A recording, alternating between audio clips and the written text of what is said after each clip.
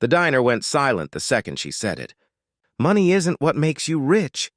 It's what you do when no one's watching. Ethan Caldwell froze mid-smirk, his spoon clinking softly against the side of his untouched coffee cup. The billionaire venture capitalist, the man who owned half the skyline in New York, sat there speechless, staring at the young woman who'd just flipped his entire worldview upside down. He had stopped there only to kill time while his electric SUV charged at the station down the street. It was one of those small-town diners that looked stuck in time. Cracked vinyl booths, faded photos on the walls, and a jukebox that hadn't worked since the early 2000s. And yet, sitting across from that waitress, Ethan felt like he'd stepped into another world. Her name was Lena Carter, a young black woman in her mid-20s. Her curly hair was tied back in a loose bun, wisps escaping around her warm, tired face. Her apron was faded, her white shirt slightly wrinkled, but her eyes, calm and strong, told a story of someone who had seen much and survived more. Ethan leaned back, regaining his usual arrogant composure. "That's cute," he said with a smirk. "But I'm not asking for philosophy. I'm asking for financial advice, you know. Billionaire problems." Lena didn't flinch.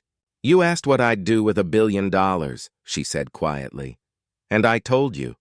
I'd make sure my little brother could finish school. I'd buy time for people who never get the chance to dream." The air thickened. A truck rumbled past outside, shaking the windows, but inside that diner, time felt still. Ethan tried to laugh it off. "You'd waste a fortune on someone else?" She met his gaze without hesitation. "He's not a waste. He's 14 and works nights to help pay rent. Since our mom passed, it's just the two of us. You call that a waste. I call that love." Something inside Ethan's chest tightened. He didn't know why her words hit so hard. Maybe because his own father, a man who'd built empires, had never once said he was proud of him. Maybe because for all his billions, Ethan couldn't remember the last time someone looked him in the eyes and spoke the truth. He cleared his throat. "You talk like someone who's been poor their whole life." Lena's lips twitched into a sad smile. "I talk like someone who's learned that money fixes things until it doesn't." He didn't have an answer for that. She continued, her tone gentle but steady. "Sir, I've seen people chase money so hard they forgot who they were before they started running. My mom used to say the richest folks are the ones who sleep peacefully at night. When's the last time you slept peacefully?" The question sliced through the silence like a blade. Ethan opened his mouth to respond but found no words. Because she was right. He hadn't slept in years. Not really. Not since his marriage ended. Not since his father's funeral, where he stood alone beside a gold casket that couldn't hide the emptiness inside it. He looked down, ashamed of how he'd walked in there ready to make fun of her life, her struggles, as if his own weren't hollow. Lena took his silence as her cue to walk away, setting the check gently on the table. "Thanks for stopping by," she said quietly. "I hope your advice helps someone." When she left, he watched her move between tables, pouring coffee for strangers with a patience that felt almost sacred.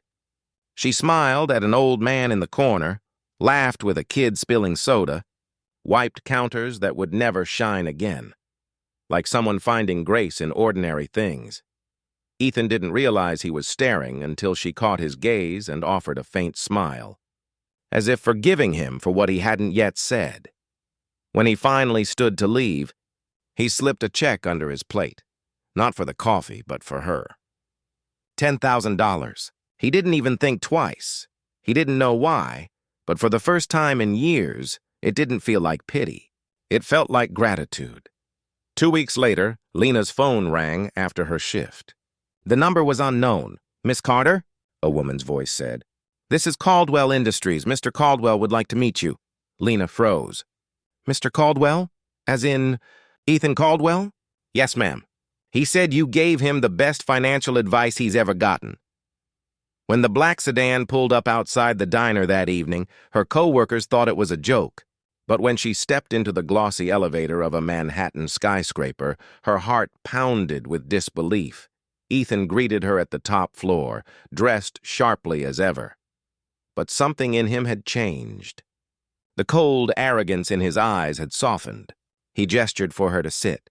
"I owe you an apology," he began. And maybe, thank you. You don't owe me anything, Lena said shyly. He shook his head. You reminded me what matters. I built my life chasing numbers.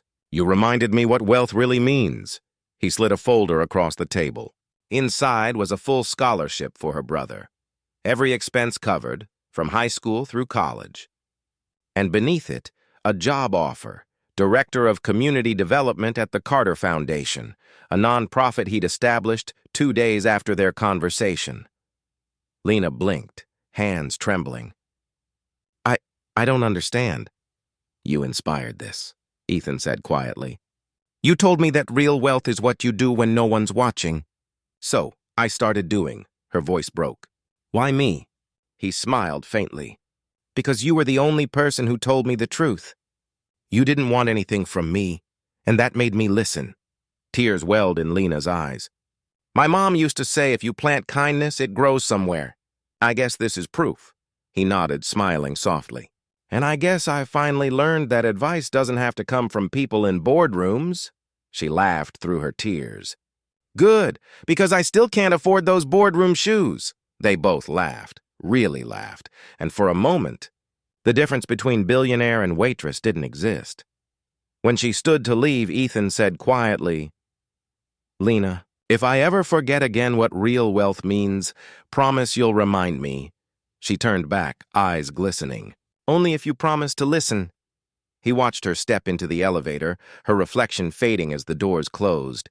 Then he turned to the window, looking down at the shimmering city lights below. For years, he'd thought that view represented success. Now it just reminded him of how much he'd missed while climbing to the top. That night, Ethan went home, to his quiet penthouse, to his silent phone. But something was different. The loneliness didn't feel endless anymore, because somewhere out there, a waitress with tired eyes and a stubborn heart had reminded him that humanity was the only currency that never lost its value. And for the first time in his life, Ethan Caldwell, billionaire, investor, perfectionist, finally felt rich.